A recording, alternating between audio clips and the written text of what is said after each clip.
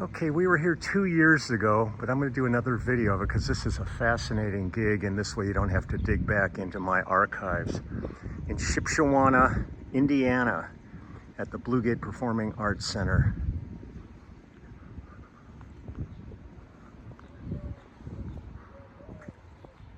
I like that.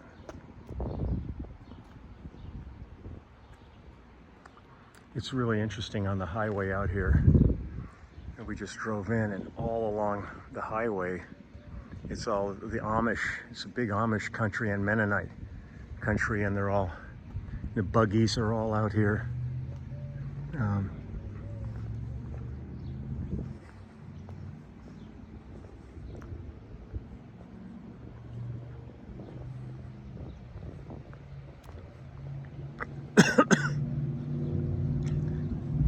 Try to get out there and catch some of the people driving by in their buggies. I mean, it's so weird when you go by like a 7-Eleven or anything like that, and there's cars parked, and then there's a section for the buggies.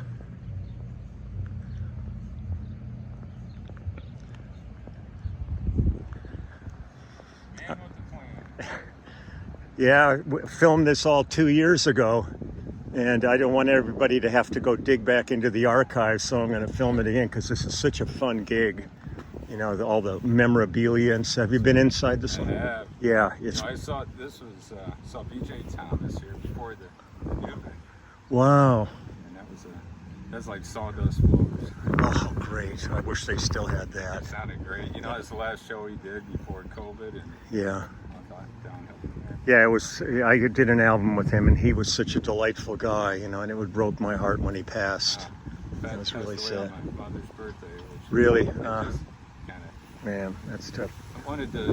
Well, you're on my YouTube channel, so let's say hi. Oh, that's awesome. Hi. Hi, Leland. It's a pleasure. Introduce yourselves. I'm Alex. Hi, Alex. I'm Chris. Hi, Chris. Father Patrick. Oh, it's great, man. The unit, the whole unit's out here. So he was friends with Burt Bacharach. Oh, great. And he wanted to talk to you when you're not. Oh, no, I love Burt.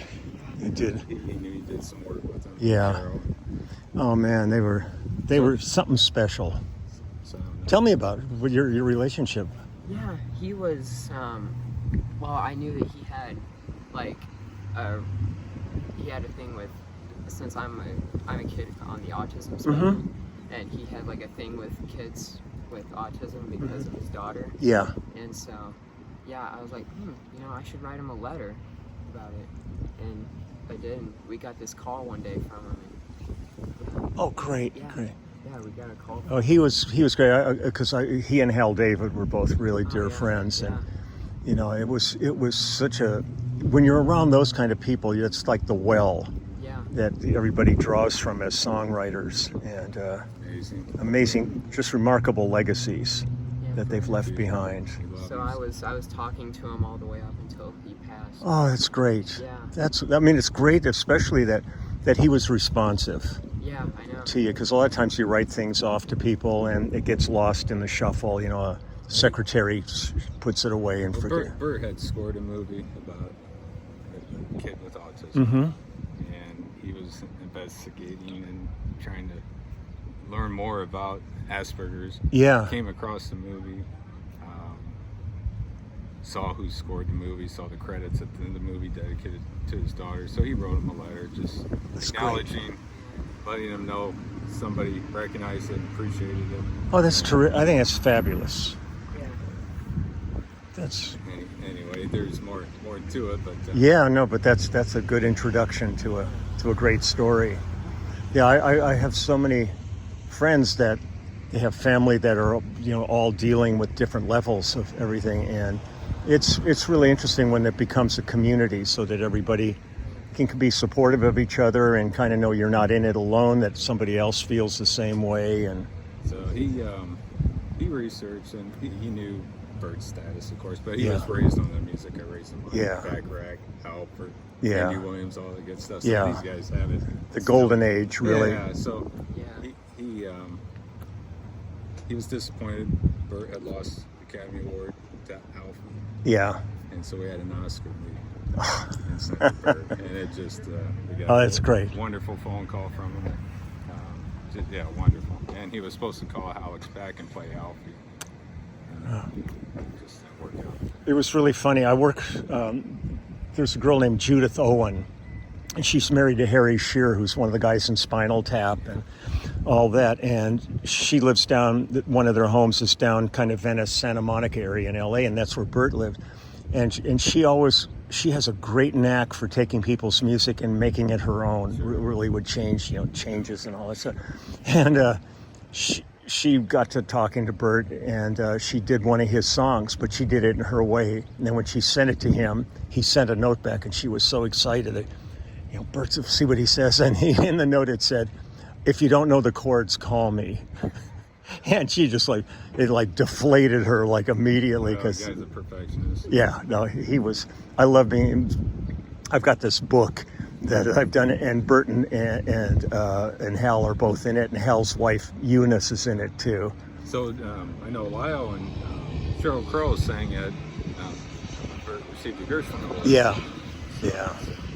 That's great. Well, I'm going to jump out there and finish filming this incredible thing here, and I'll see you. Are you guys coming to the show? Unfortunately, we're passing through, but I wanted to share some things with you. Oh, no. I didn't want to interrupt. Well, let me finish this up, and I'll come wandering out here. I'll just take a little bit, but it's a pleasure to meet you all. Yeah. We'd love to get a picture with you. Absolutely. This is why I love doing this. These opportunities come along to meet people, and every day is a new adventure out here. It just doesn't get much better than this. Oh, here comes one of the. This is probably this. No, this might be Lyle's bus.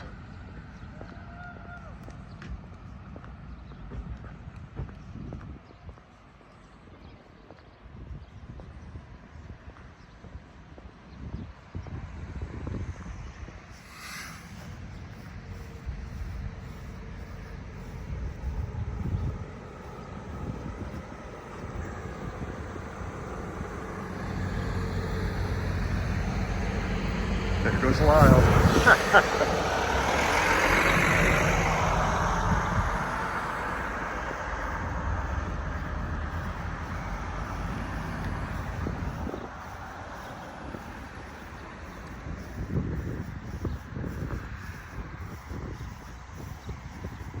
Let's see if anyone.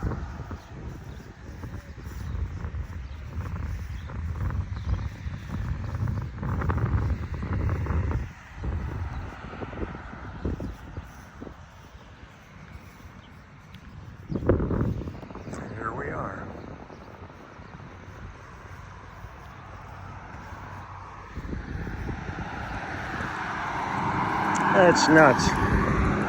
When we got here, I saw about a dozen buggies coming down here. Now I'm not seeing any.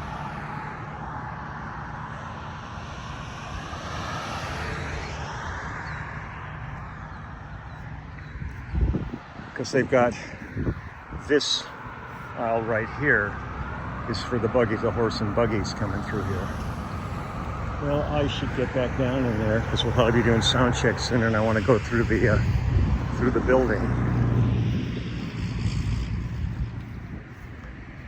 When we got here a little while ago, it was raining. Didn't think I'd be able to get out here.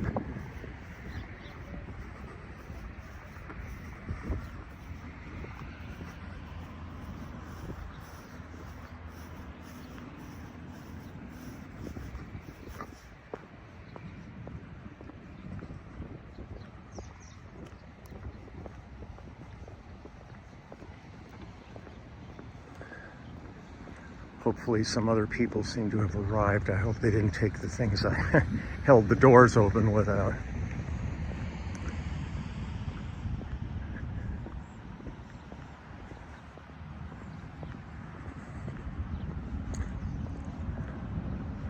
It's just always interesting traveling different parts of the world and seeing different cultures within your own culture.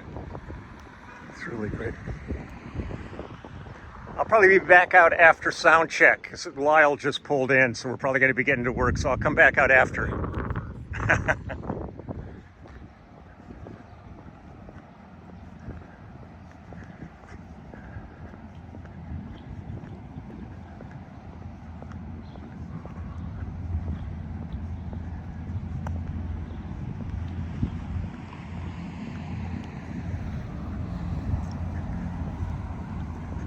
remember doing the Southern Spirit Tour. I just saw 38 Special on there. We were, that was with Barefoot Servants. We were out with Marshall Tucker, 38 Special, the Outlaws, and oh God, I just want to blanking here.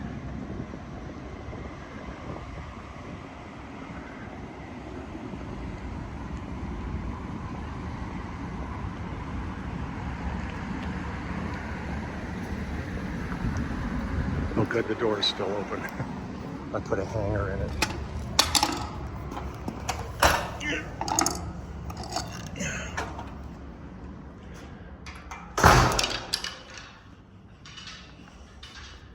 So this is what's great about this place, is just,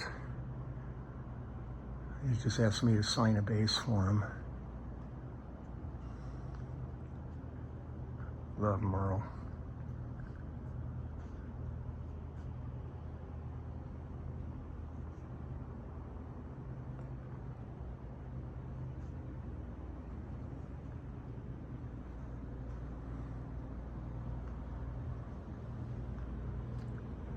Old gas pump.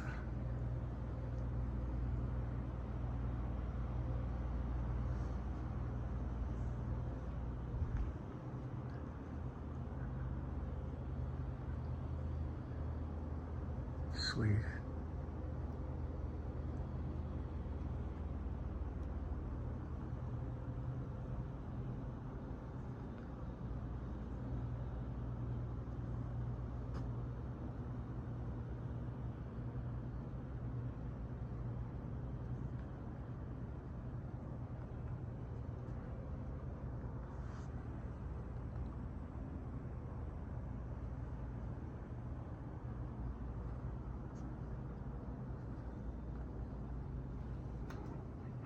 Hi, Morgan.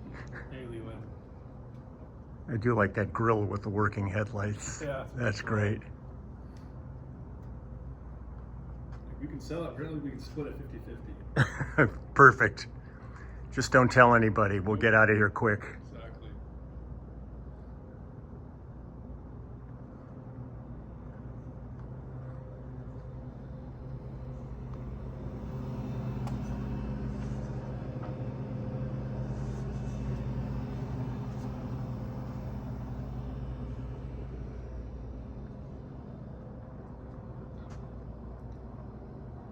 It's always a trip when I come to something like this and I realize how many of these country artists I've worked with.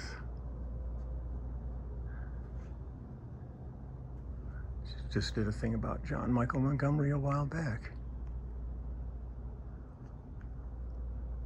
Isn't this great though? God.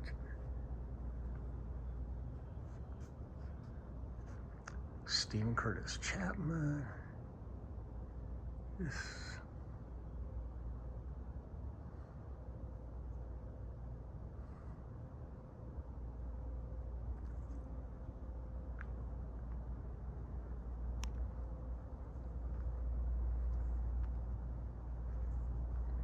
Got the old speakers from when you used to go to the drive-in movie theater. You'd take this rascal and you'd hang it on your window. Love it.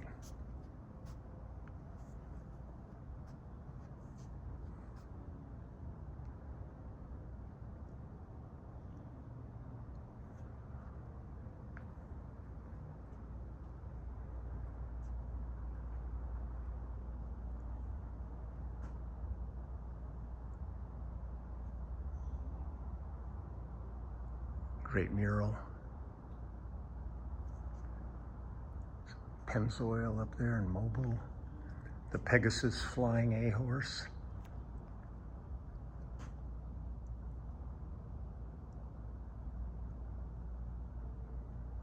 The old Mercury up there. Looks like Country Bear Jamboree.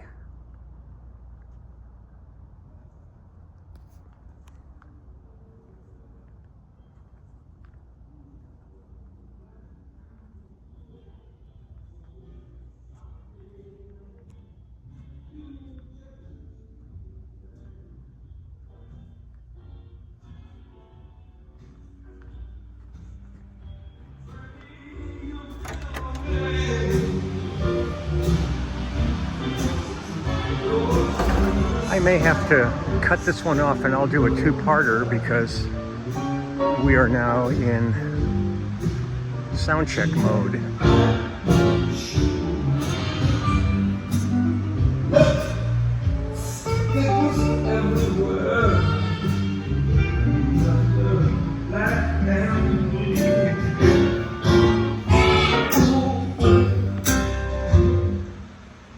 Okay, I will do part 2 right after we finish.